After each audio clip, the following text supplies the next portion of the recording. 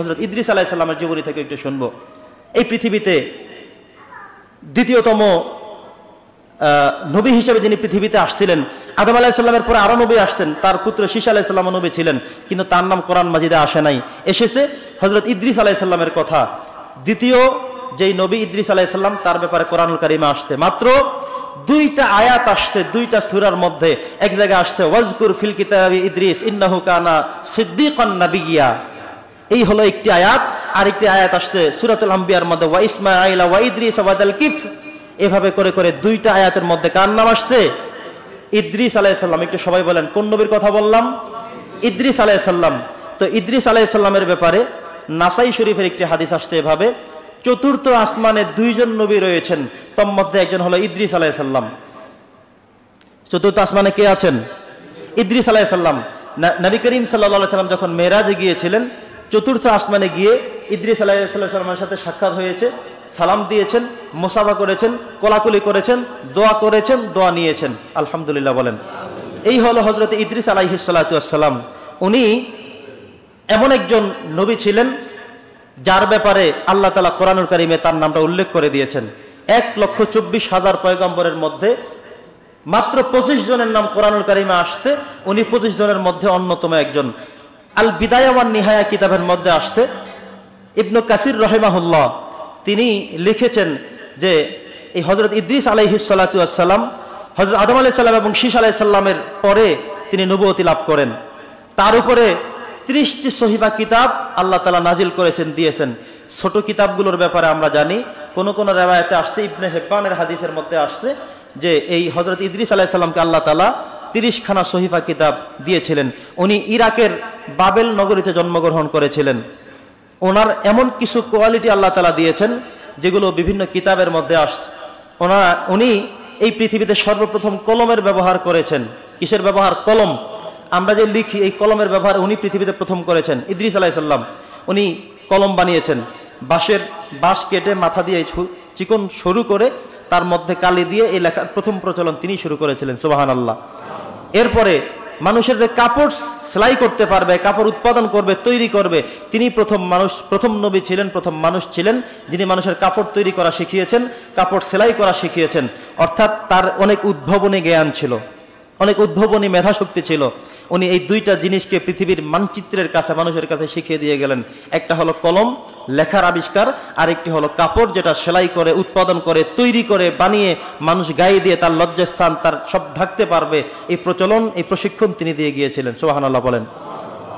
ইবনে হিব্বানের হাদিসের মধ্যে আসছে, নবী করিম সাল্লাল্লাহু আলাইহি সাল্লাম বলেছেন ইদ্রিস আলাইহিস সালামের নাম ইদ্রিস কেন রাখা হলো? আরবিতে দারাসা ইয়াদরুসু মানে হলো পড়া, দারাসা ইয়াদরুসু মানে হলো পড়া, পড়তে থাকা। ইদ্রিস আলাইহিস সালাম খুব বেশি পড়ালেখা করতেন, খুব বেশি পরিমাণে পড়তেন, এত বেশি পরিমাণে পড়তেন, এই পড়ার কারণে আল্লাহ তাআলা তার নাম দিয়েছেন ইদ্রিস। দারাসা ইয়াদরুসু মানে সেখান থেকে ইদ্রিস, তিনি খুব বেশি লেখাপড়া করতেন, লেখাপড়ার প্রতি খুব মনোযোগী ছিলেন। তো ইদ্রিস আলাইহিস সালাম এই পৃথিবীতে পড়ার প্রতি যে আল্লাহ তাআলার নির্দেশ, উনি সেই নির্দেশটা সবচেয়ে বেশি লালন পালন করেছেন, মান্য করেছেন। এর আগে যত নবী ছিলেন ওনাদের মধ্যে উনি ছিলেন এডুকেটেড, হায়ার এডুকেটেড, বেশি শিক্ষিত, বেশি জাননেওয়ালা, বেশি পারদর্শিতা। এই জন্যই তিনি যখন বেশি পড়লেন, বেশি জানলেন, তিনি আবার লেখার আবিষ্কার করলেন। বন্ধুগণ আমার, ইসরায়েলি বর্ণনার একটা বিষয় রয়েছে। এই ইদ্রিস আলাইহিস সালামের জীবনের ব্যাপারে অনেক বিষয় ইসরায়েলি কিছু বর্ণনার মধ্যে চলে আসছে। আপনাদেরকে এখান থেকে একটা লজিক বলে আমি শেষ করে দিচ্ছি। মাঝে মধ্যে দেখবেন এমন কিছু কিছু হুজুরদের মুখে এমন কিছু ঘটনা শুনেন, আবার কিছু হুজুর এসে বলে যায় এগুলো বানোয়াট, মিথ্যা, ভুয়া। কেউ কেউ হাদিসের কথাই বলে যায়, আবার কেউ এসে বলে যায় ভুয়া কথা। তার মানে হলো আল্লাহ তাআলা কোরআনুল কারীমের মাধ্যমে আমাদেরকে জানিয়েছেন, আমরা কোরআন থেকেই জেনেছি। যেটা আসছে 570 খ্রিস্টাব্দে আল্লাহ রাসূল জন্মগ্রহণ করার পর থেকে 710 খ্রিস্টাব্দ থেকে কোরআনুল কারীম নাজিল হওয়া শুরু হলো। তার আগে অনেক নবী এসেছেন, অনেক রাসূল এসেছেন, তাদের রাওয়ায়াতগুলো আসছে কোথায়? ইসরায়েলি অনেক বর্ণনা আছে, সেখানে এগুলো লেখা আছে, সেগুলো মূলত বিভিন্ন কিতাবে আসছে, সেখান থেকে বলতে হয় আমাদের। এখানে 3টা লজিকের কথা মুফাসসিররা বলেছেন। একটা হলো ইসরায়েলি কোনো বর্ণনা যদি আমাদেরকে বলতে হয় তাহলে দেখতে হবে কোরআনে সেটার পক্ষে আছে কিনা, তাইলে আমরা কোরআনের রেফারেন্স দিয়ে বলবো, এটা বিশ্বাস করব।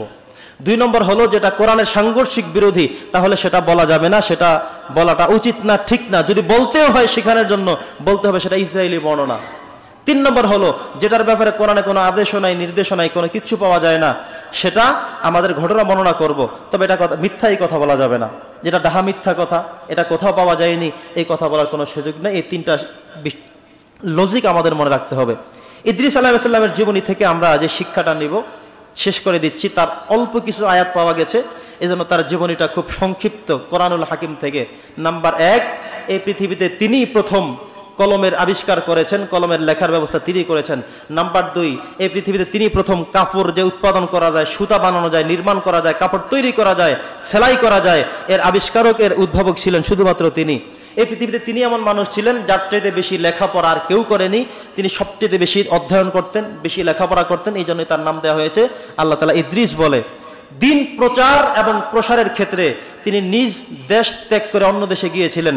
তার দেশের কথা আমরা কিছুক্ষণ আগে বলেছিলাম, ইরাকের বাবেল নগরীতে জন্মগ্রহণ করেছেন, কিন্তু ইসলাম প্রচার করতে তিনি মিশরে চলে গিয়েছেন।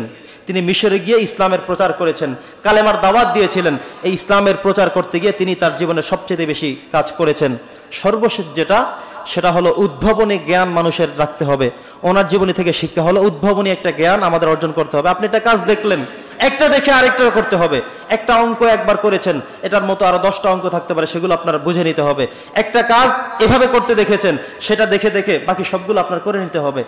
এভাবে উদ্ভাবন করতে হবে। উদ্ভাবনের স্মৃতি, উদ্ভাবনের শক্তি, উদ্ভাবনী মেধা, এটা তিনি প্রথম শিক্ষা দিয়েছেন যে একটা দেখে সেটার উপরই লেগে থাকা যাবে না, বরং উদ্ভাবনী জ্ঞান অর্জন করে সামনের দিকে দেশকে, পৃথিবীকে, আগামী প্রজন্মকে এগিয়ে নিয়ে যেতে হবে। বিজ্ঞান এবং প্রযুক্তি তিনি শিক্ষা দিয়েছিলেন।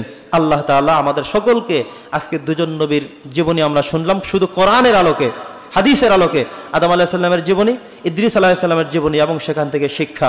আল্লাহ তাআলা এখান থেকে, ওনাদের জীবনী থেকে আমাদেরকে শিক্ষা গ্রহণ করার তৌফিক দান করুন।